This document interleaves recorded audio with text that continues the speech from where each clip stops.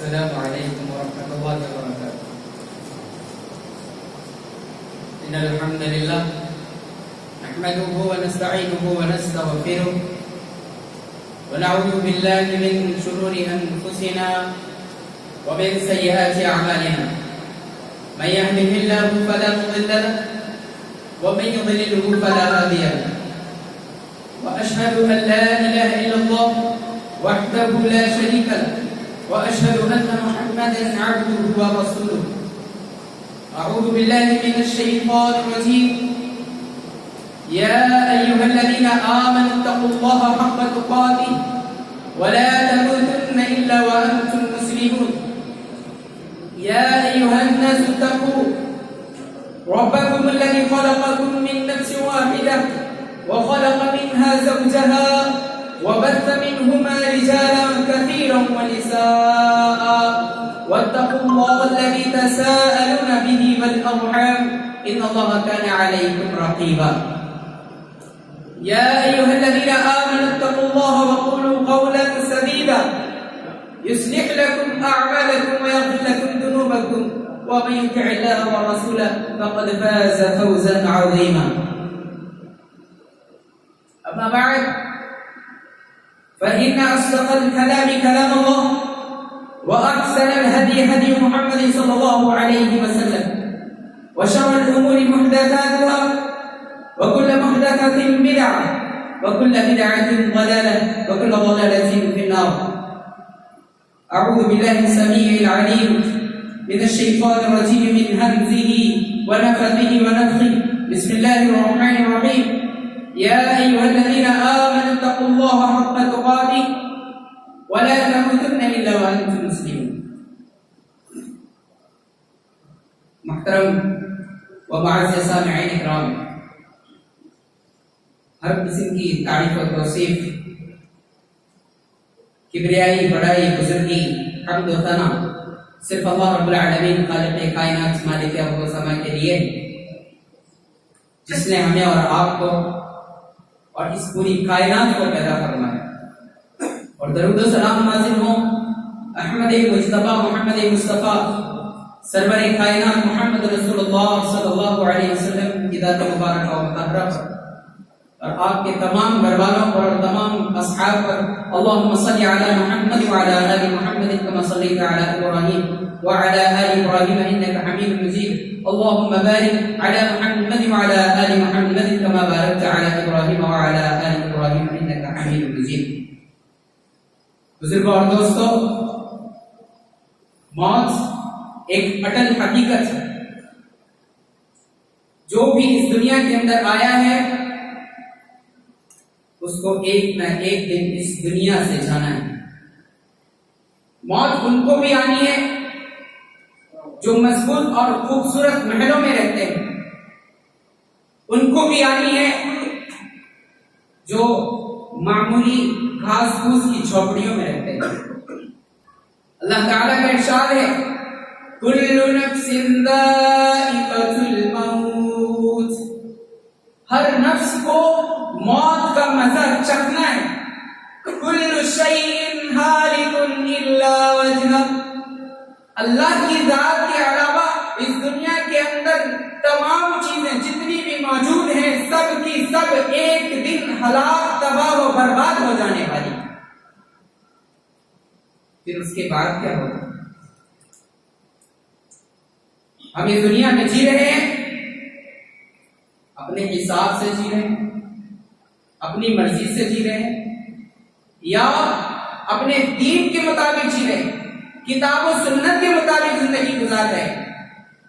ہمیں دوبارہ موت کے بعد پھر سے زندہ کیا جائے گا اور ان تمام اعمال کا ہم سے حساب و کتاب لیا جائے گا اور پھر اس کے حساب سے ہمیں اجر اور سزا و جزا دیا جائے گا.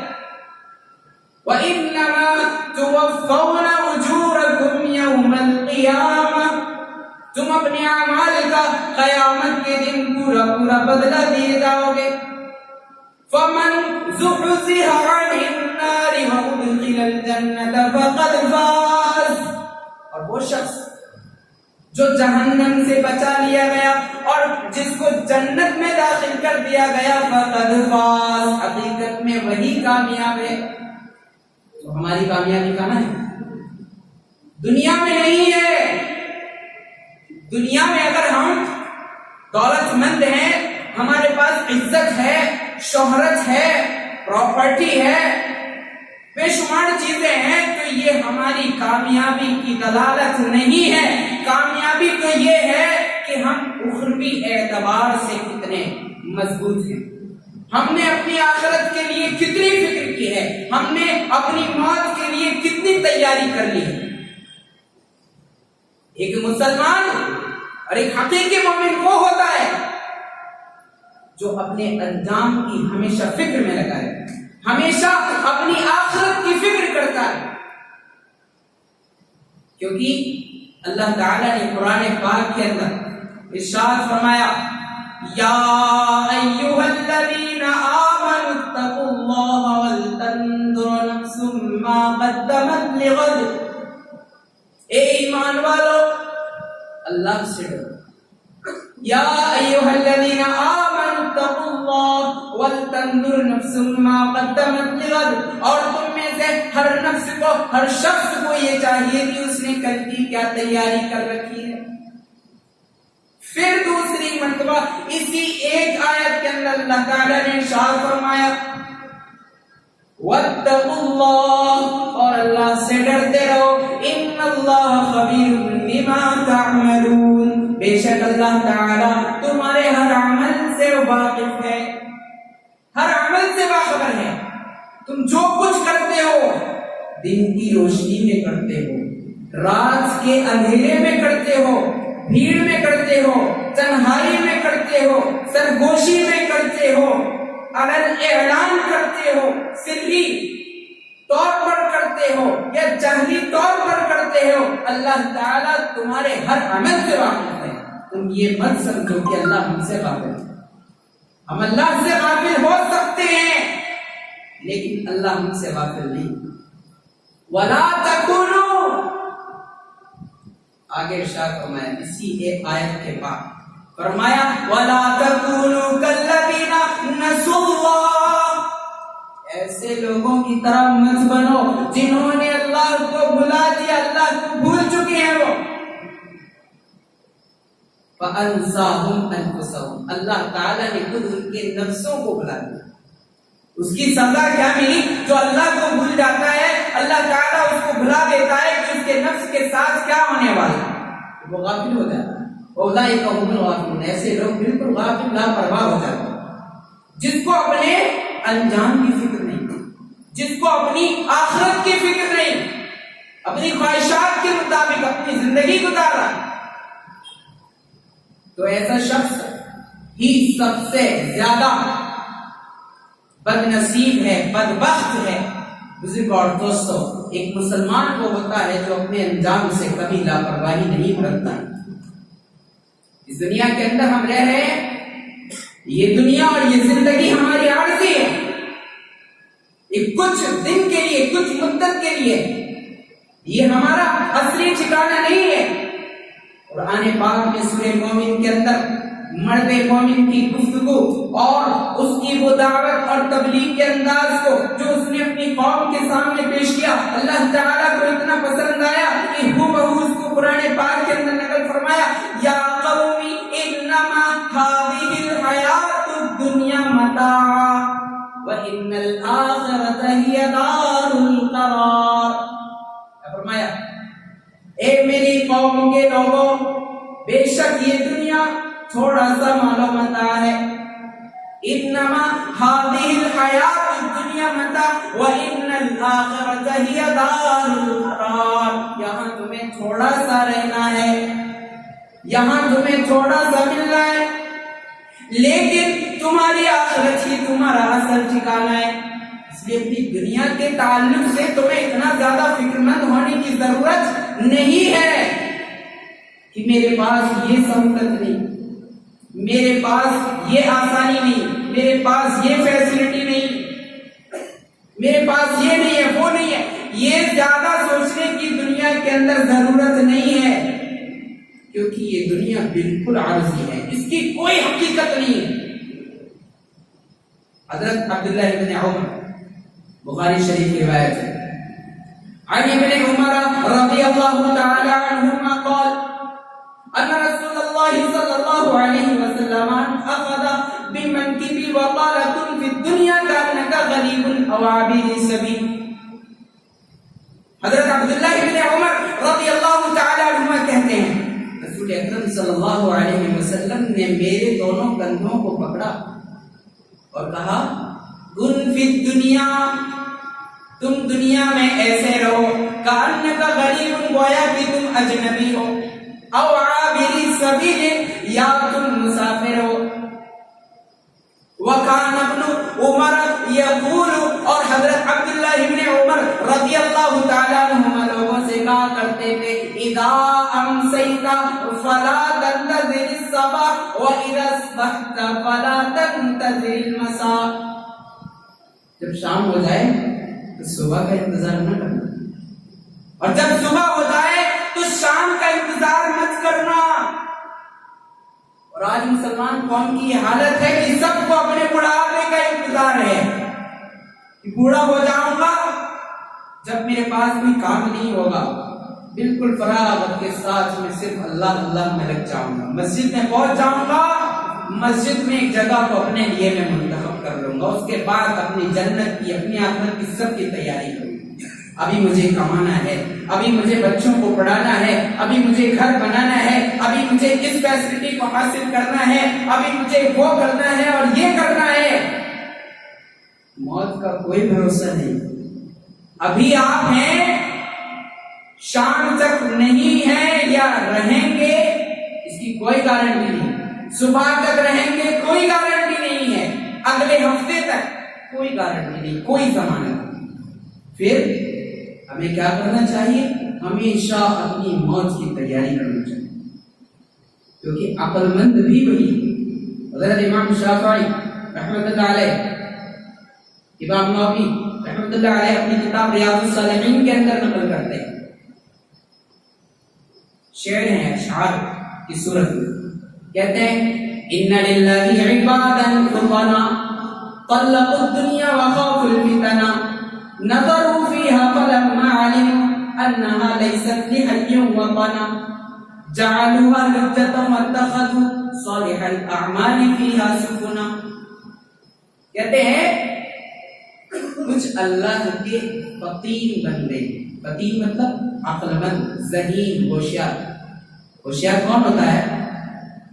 جسے اپنے انجام کے بارے میں فکر ہو، وہ شخص ذہین و فطین ہے، جس کو اپنے انجام کی فکر نہیں کہ وقتی طور پر میں جو کر رہا ہوں اس کے ریزلٹس کیا آنے والے ہیں، اس کا نتیجہ کیا ہو سکتا ہے۔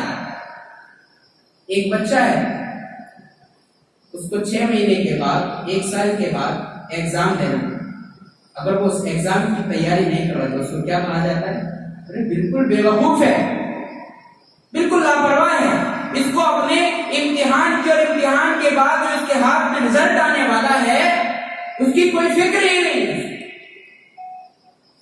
مسلمان کی حالت ان للہ عبادا فطنا، بے شک اللہ کے جو نیک بندے ہوتے ہیں طلقوا الدنیا وخافوا الفتنہ، دنیا کو طلاق دے دیتے، وخافوا الفتنہ، اور فتنوں سے ڈرتے ہیں۔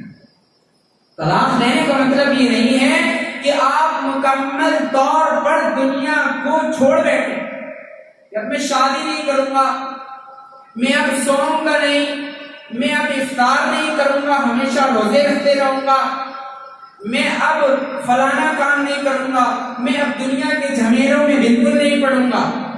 ایسا نہیں ہے، آپ کو دنیا کے ساتھ بھی جڑنا ہے، لیکن اتنا جتنا کہ صحیح ہو آپ کی آخرت کے لیے مضر نہ ہو۔ اس کا مطلب کیا ہے؟ دن بھر میں کم سے کم 5 وقت کی عبادت کرنا، 5 وقت مسجد کے اندر نماز ادا کرنا۔ اگر کوئی شخص 5 وقت کی نماز پڑھ لیتا ہے تو وہ عبادت کا حق ادا کر دیتا ہے، اس سے زیادہ کرتا ہے تو اس کے لیے بہتر ہے، اس کو اور زیادہ ثواب ملتا ہے۔ لیکن اگر کوئی شخص اتنا بھی نہ کرے تو یقیناً وہ بالکل لاپرواہ ہے۔ طلق الدنیا وخاف الفتنہ، اللہ کے جو نیک بندے ہوتے ہیں وہ دنیا سے زیادہ جڑنے کی کوشش نہیں کرتے، کیونکہ ان کو دنیا کی حقیقت معلوم ہے۔ دنیا کی حقیقت کیا ہے؟ نظروا فیہا فلما علموا، دنیا میں وہ غور و فکر کرتے ہیں اور اس بات کو جان لیتے ہیں انہا لیست لحی وطنا، کہ یہ کبھی کسی زندہ شخص کا وطن نہیں بن سکتی، کیونکہ یہاں قدم قدم پر موت ہے۔ انسان کو معلوم نہیں کب اس کے سر پر موت آ جائے، انسان کو معلوم نہیں کہ کب اس کے ساتھ کون سا حادثہ آ جائے، راستے میں چلتے پھرتے کب کون سی گاڑی اس کو ٹکر مار دے، کب کون سا کیڑا اور سانپ یا بچھو وغیرہ آ کر کے اس کو رات میں سوتے وقت ڈس لے، اس کو کچھ نہیں پتا ہے۔ یہاں اس دنیا کے اندر غور و فکر کرنے کے بعد اللہ کے نیک بندے اس نتیجے پر پہنچتے ہیں کہ یہ دنیا کسی زندہ شخص کا مستقر نہیں ہو سکتی، پناہ گاہ نہیں ہو سکتی۔ اب کیا کیا؟ اب کیا کرنا ہے؟ جعلوها لجة واتخذوا، اس دنیا کو انہوں نے ایک گہری کھائی سمجھ لیا ہے، اور واتخذوا صالح الاعمال فيها سفنا، اور انہوں نے کشتیوں کو بنا لیا ہے۔ کون سی کشتی؟ نیک اعمال کو اپنی کشتی۔ اگر اس دنیا کی کھائی کو آپ کو کامیابی کے ساتھ پار کرنا ہے تو آپ کو اعمال کی کشتی میں، نیک اعمال کی کشتی میں بیٹھنا پڑے گا، ورنہ آپ کو یہ دنیا کی اتھا گہرائی کی یہ کھائیاں لے ڈوبیں گی، برباد کر دیں گی۔ اس دنیا میں اگر آپ غور و فکر کریں تو اس نتیجے پر پہنچیں گے کہ یہ ہمارا اثر مستقر نہیں ہے۔ حقیقت تو یہ ہے کہ ہم اس دنیا کے باشندے ہی نہیں۔ اب تو اس بات کو سائنس بھی تسلیم کرتی ہے۔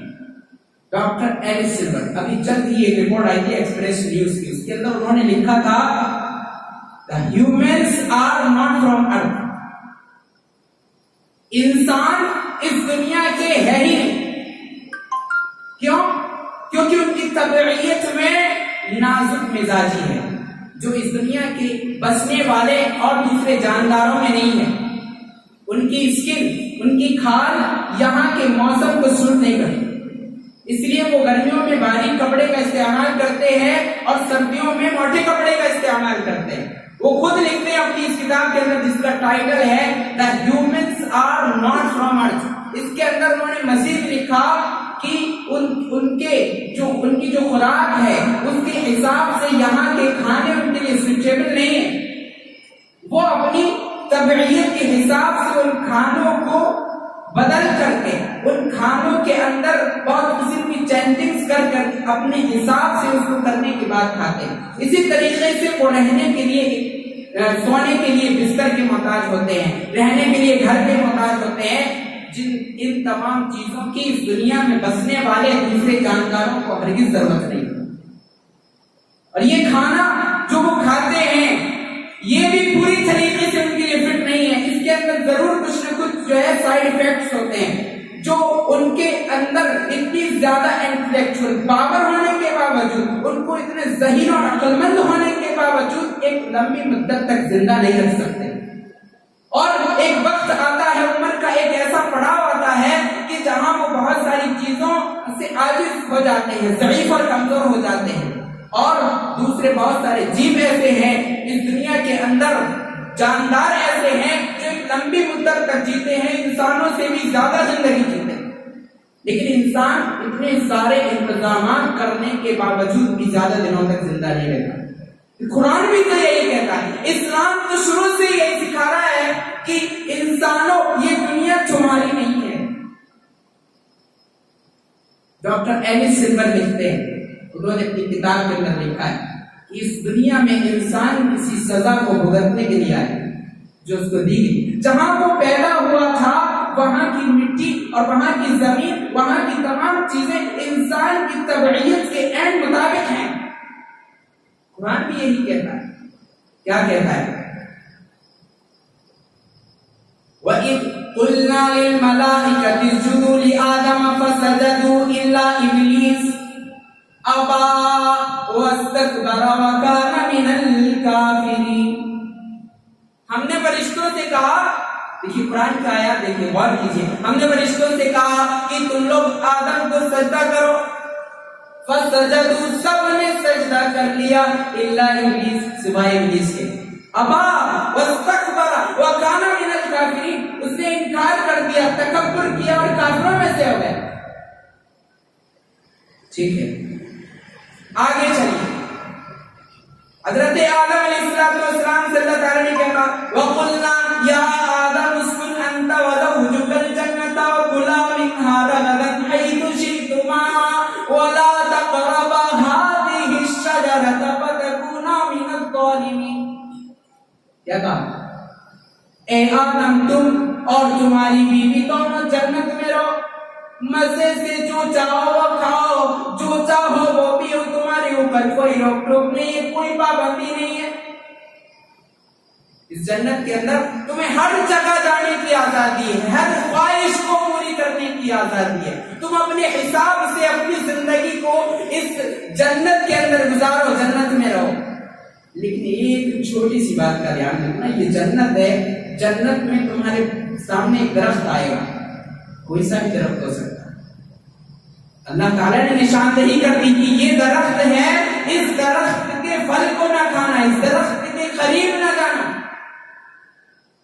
لیکن شیطان آیا حضرت آدم علیہ السلام کے پاس اور ان کی بیوی کے پاس، اور ان کی بیوی حضرت حوا علیہ السلام دونوں جو مزے سے جنت میں رہ رہے، عیش کر رہے، وہاں کسی چیز کی ان کو حاجت اور ضرورت نہیں تھی. وہاں جنت میں بھوک پیاس کی شدت نہیں، وہاں گرمی نہیں، وہاں سردی نہیں، وہاں انسان کی طبیعت اور اس کے مزاج کے مطابق ہر چیز اس کی آرام و آسائش کے لیے موجود تھی. حضرت آدم علیہ السلام کے پاس شیطان ابلیس آیا اور کہا کہ ارے آدم، لمبا وقت گزر چکا تھا، آدم تمہیں معلوم ہے ایک درخت ہے جنت میں، یہ وہ درخت ہے کہ اگر تم اس کا پھل کھاؤ گے پھر جنت میں ہمیشہ رہو گے، موت کبھی نہیں آئے گی.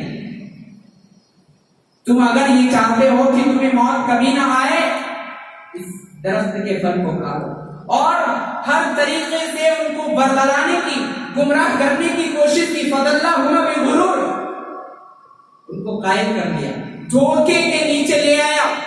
اور فَلَمَّا ذَاقَا الشَّجَرَةَ بَدَتْ لَهُمَا سَوْآتُهُمَا، جب ان دونوں نے اس درخت کے پھل کو چکھ لیا، بدت لہما سوآتہما، جو جنت کا ریشمی لباس ان کے تن پر تھا وہ فوراً ہٹ گیا. بدت لہما سوآتہما، دونوں کی شرمگاہیں ظاہر ہو گئی. وَطَفِقَا يَخْصِفَانِ عَلَيْهِمَا مِنْ وَرَقِ الْجَنَّةِ، اور جنت کی پتیوں سے وہ اپنی شرمگاہوں کو ڈھکنے لگے. وَنَادَاهُمَا رَبُّهُمَا، ان کے رب نے ان کو پکارا، أَلَمْ أَنْهَكُمَا عَنْ تِلْكُمَا الشَّجَرَةِ، اے آدم اور حوا، کیا میں نے تم دونوں کو اس درخت کے قریب بھی جانے سے منع کیا تھا؟ منع نہیں کیا تھا تمہیں اس درخت کے پاس جانے سے، یہ تم نے کیا کر لیا؟ اب ان کو یاد آیا، لیکن اب کیا ہونا تھا، گناہ ہو گیا، غلطی سرزد ہو گئی. قال ربنا ظلمنا انفسنا وان لم تغفر لنا وترحمنا لنكونن من الخاسرين. کہنے لگے، کیا کہنے لگے؟ اے اللہ، ہم نے ظلم کیا اپنے نفس پر. ظلمنا انفسنا، اے ہمارے پالن ہار، ہم نے اپنے نفس پر ظلم کیا ہے. انسان اپنے نفس پر ظلم کرتا ہے، گناہ کر لیتا ہے.